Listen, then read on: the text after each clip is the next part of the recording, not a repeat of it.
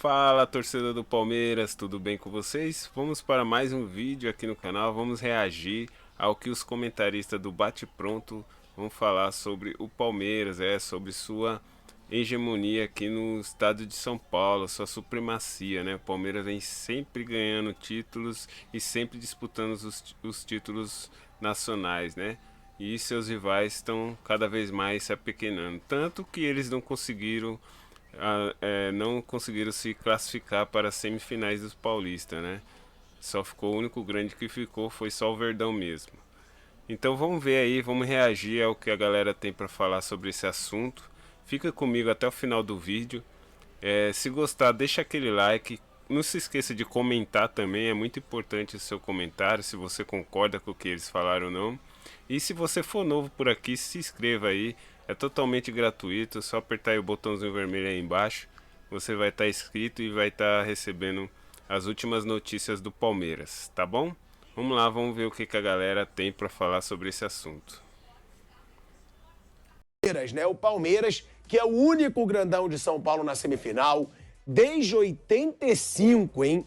Que a gente não tem três grandes clubes de São Paulo fora de uma semi, e agora esse papelão dos três grandes clubes de São Paulo aí, Santos, São Paulo e Corinthians, fora. Eu dou uma boa tarde aqui para Vanderlei Nogueira, Mauro César Pereira, Fausto Favara, começando, Vander, por essa situação do Palmeiras, né? O Palmeiras realmente é a grande força de São Paulo e do Brasil hoje, ao lado do Flamengo, né? Mas no ano é o Palmeiras, porque começou melhor que o Flamengo. Agora, ele tá muito na frente dos outros times de São Paulo nesses últimos anos, né? Porque a gente tem, títulos dos quatro grandes de São Paulo de 2019 até aqui. São 2 Libertadores do Palmeiras, um Brasileirão do Palmeiras, um Campeonato Paulista, uma Copa do Brasil, uma Supercopa e uma Recopa Sul-Americana. Já dos outros, a gente tem só um Campeonato Paulista do São Paulo, um Paulista do Corinthians e nada do Santos. Ou seja, só tá restando o Paulista para os outros e mesmo assim aos trancos e barrancos, Vander. Boa tarde, Asmar, boa tarde aos companheiros e a você que nos acompanha. Eu queria só lembrar que, coincidentemente, entre aspas, é a situação, o conjunto da obra, né? O Palmeiras tem um caixa ajustado, as 3 últimas administrações deram uma ajeitada legal no clube, você pode, claro, Paulo Nobre, o Gagliotti e agora a presidente Leila. Deram uma ajeitada no clube. Tem contas em dia, pelo que a gente sabe, tem uma boa receita, cerca de 900 e alguma coisa, beira a 1 bilhão, perde só para o Flamengo, que está com uma folga também e com as suas dívidas controladas. Enfim, e aí encontrou um técnico que não era a primeira opção, era a 5ª opção, que deu certo. Tudo corre bem, as águas são tranquilas pelo futebol do Palmeiras, eu insisto nisso. O presidente do futebol do Palmeiras é o professor Abel Ferreira, ele manda soltar, manda prender, a coisa vai caminhando legal, títulos foram conquistados, até quando perde não dá grande turbulência, porque tem uma bagagem, tem um estoque de conquistas recentes. Então está largamente na frente dos concorrentes aqui em São Paulo, os principais, né? Corinthians, São Paulo, Santos, então está numa grande dificuldade. Então, e isso, pelo jeito, vai continuar por mais algum tempo, né? Eu imagino que por algum tempo o Palmeiras vai continuar sendo o mais badalado time de São Paulo no campo da eficiência. Asmar. Agora, Mauro César Pereira, essa situação, né, do Palmeiras, eu sempre fico me questionando porque quando um grande clube de algum estado voa, os outros não ganham nada. Porque isso aconteceu com o Grêmio Internacional. Quando um tá bem, o outro não ganha. E aí um ganha Mundial, um ganha Libertadores, um ganha, né, competições de repercussão, o outro não ganha. Em São Paulo, a gente teve aquele momento do São Paulo, 2005, campeão mundial, tricampeão brasileiro. Depois veio o Corinthians, 2012, campeão mundial, campeão da Libertadores, ganhou títulos brasileiros. E agora o Palmeiras. Primeira pergunta, é a maior disparidade de um time de São Paulo, na sua opinião, nesses últimos anos, ou não se equipara a essas que eu citei? E por que você acha que quando um tá lá em cima, os outros ficam numa draga? Não sei se é coincidência, Mas eu tava vendo outro dia, eu falei, cara, é impressionante isso. Essa é fácil. Em geral, os times estão sempre numa draga, que eles são mal administrados, né? Então, quando um se destaca, é um só. Dois se destacando é muito difícil, né? Geralmente está todo mundo mal, são muito mal administrados, os dirigentes são ruins, gastam mais do que se arrecada, fazem muita bobagem. Aí, quando um se destaca, é um. Dois se destacando é muito difícil, né? Assim, no âmbito local. Porque no Brasil, você tem dos grandes hoje, dois que se destacam. O Atlético Mineiro é um caso à parte, que tem ali o apoio de milionários, que são atleticanos, que ajudam. E a dívida é imensa do Atlético. Proporcionalmente à receita, ela é uma coisa bizarra. Mês que vem a gente vai ver os balanços atualizados, né, do ano passado, que sairão até o mês que vem, de abril. Acho que a coisa passa por aí. Agora, para mim, a maior disparidade foi dos anos, na primeira década aí desse século, o São Paulo. Né? São Paulo foi mais dominante. São Paulo ganhou uma Libertadores, um Mundial da FIFA e 3 brasileiros seguidos. É diferente de Supercopa, Recopa, que o Palmeiras e o Flamengo ganharam, por exemplo, aí nesses anos. Que é um jogo, são 2 jogos. É um brasileiro, pontos corridos, mais um e outro. 1, 2, 3. E em 2009 também brigou até o final. Quer dizer, brigou pelo título de tetra consecutivo ali, de verdade, aquele tetra robusto, né? Porque esse negócio, tetra mesmo é 4 seguidos, 3 é 3 seguidos. A gente meio que improvisa isso aí para dar manchete.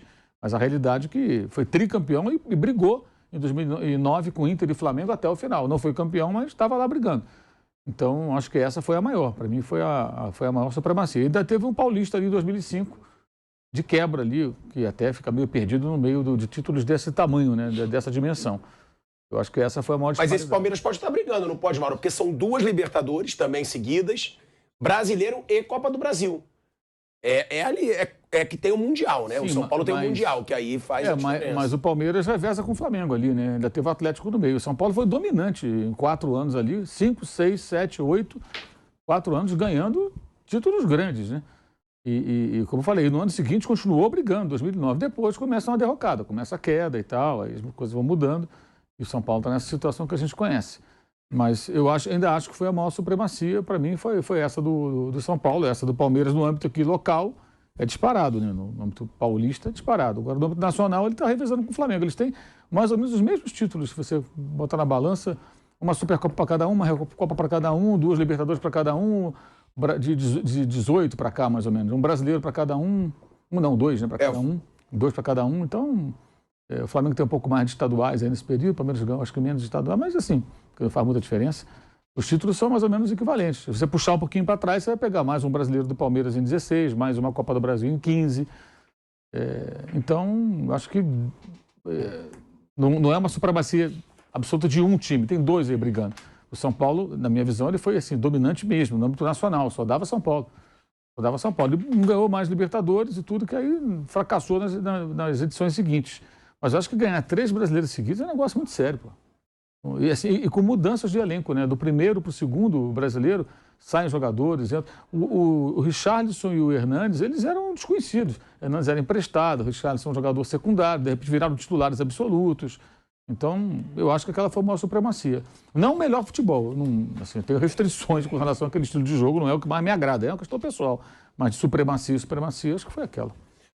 Fausto Pavari e Flávio Prado. Onde se encaixa o Abel Ferreira nessa hegemonia do Palmeiras, não só no futebol paulista, né, mas também no futebol nacional? Porque a gente sempre fala da gestão, que para todo mundo é o principal diferencial desse Palmeiras e do Flamengo. Não tem dívida, são organizados financeiramente, conseguem evitar venda de jogadores, conseguem contratar grandes jogadores. Mas e o treinador, né? Porque o Abel Ferreira é impressionante, ele virou uma unanimidade no futebol brasileiro. Ao que se deve ao Abel essa situação do Palmeiras hoje, principalmente no futebol paulista, que a gente costuma dizer, não tem mais disputa praticamente? Aliás, 2 coisas, né? O Mauro citou esses títulos do São Paulo e foi o momento que o São Paulo ganhou um grande número de torcedores ali nessa sequência, né? E tem até hoje esses torcedores daquela época, né? Que conquistou o Tri. A Copa do Brasil também mudou. A Copa do Brasil ganhou uma importância muito maior pelo aspecto financeiro, né? E o Abel encaixou nesse time do Palmeiras, porque o Palmeiras está colhendo o que plantou. Talvez seja essa a grande diferença entre Palmeiras e Flamengo daquela época do São Paulo. O São Paulo ganhou títulos, mas teoricamente não ajeitou a casa, né, no aspecto financeiro. E por isso não está tão bem até hoje. Tá numa falência hoje incrível de tudo, né? Refis, Tudo no São Paulo hoje é ultrapassado. E não soube aproveitar. Eu torço para que o Palmeiras e o Flamengo saibam aproveitar. Onde entra o Abel, pilhado, o Abel veio como uma aposta também, como a quinta opção no time do Palmeiras. Ele foi crescendo junto com o time do Palmeiras. Pegou um Palmeiras onde também muita gente não queria vir jogar no Palmeiras. O Paulo Nobre, a gente tem que ser muito justo com relação ao que o Paulo Nobre fez pelo Palmeiras. Você lembra que na época do Paulo Nobre, os caras não estavam conseguindo pagar a luz no Palmeiras. A coisa estava tão feia no Palmeiras que não tinha dinheiro para pagar luz no Palmeiras. E o Palmeiras soube colocar o pé no chão, o Palmeiras soube atravessar aquele momento extremamente delicado, né? De recusas até mesmo de jogador para vir para o Palmeiras, aceitou tudo isso. E aí foi fazendo de maneira mais séria, principalmente a gestão financeira, foi levando de maneira mais séria, pensando talvez num futuro. Eu tenho uma preocupação muito grande quando talvez uma Leila sair do Palmeiras, um grande investidor sair do Palmeiras. Eu tenho uma preocupação para ver o que vai acontecer com o Palmeiras. Eu torço para que o Palmeiras esteja aproveitando esse momento para realmente colocar a casa em ordem, para realmente saber aproveitar o pós-Leila, se a Leila sair, se de repente, porque ela pode sair a qualquer instante, ela pode decidir sair para outro clube, ela pode sair, ela faz negócios no futebol, né? É óbvio que ela hoje tem um carinho imenso pelo Palmeiras, é a presidente do Palmeiras, mas ela pode sair. Então eu torço para que o Palmeiras aproveite essa onda, aproveite esse grande momento para realmente saber andar com as próprias pernas, sem uma Leila ou sem um grande investidor. E o Abel entrou nesse pacote. O Abel hoje é um diferencial do time do Palmeiras. Outra coisa que a gente tem que pensar, um Palmeiras sem Abel, porque o Abel não vai ser eterno no Palmeiras. Então o Palmeiras realmente tem que começar a pensar no futuro, mas hoje é indiscutível a questão da superioridade do time do Palmeiras, e eu acho que divide com o Flamengo, e eu acho que é bom também, porque aquela época do São Paulo só tinha o São Paulo andando sozinho, pelo menos já tem duas equipes aí, tomara que venham outras equipes com essa mesma gestão, com esse mesmo pensamento. É isso aí, galera, esse é o vídeo. O que vocês acharam desse vídeo? Sempre o Mauro César tem que falar do Flamengo, né, meu? O assunto é Palmeiras, Campeonato Paulista, Estado de São Paulo, futebol paulista, e ele tem que trazer o Flamengo para o debate, né? Sempre diminuindo o que o Palmeiras vem fazendo, né? Ele citou o São Paulo, citou a época que o São Paulo ganhou os 3 campeonatos brasileiros consequentes, e também falou que vendo, tem que comparar também com o Flamengo. O Flamengo é a mesma coisa, um ganhou isso, outro ganhou aquilo, isso é. Mas assim, para mim a gestão do Palmeiras que vem fazendo desde 2015 é uma gestão que nenhum outro clube brasileiro, eu acho. E olha que passou por um presidente, foi para outro, já é o terceiro presidente diferente e continua a mesma pegada, né? O mesmo crescimento. Então eu acho que a comparação da época do São Paulo ganhou o tricampeonato brasileiro com essa que o Palmeiras vem tendo, né, no futebol, não se equivale, né? Eu acho que o trabalho que o Palmeiras vem fazendo nesses últimos anos é um trabalho contínuo, não é um trabalho que parou no tempo. Comente aí o que você achou do que o pessoal falou. Não se esqueça de deixar um like. E se você não for inscrito, se inscreva no canal também para ajudar o canal. E até o próximo vídeo. Beleza, galera? Valeu!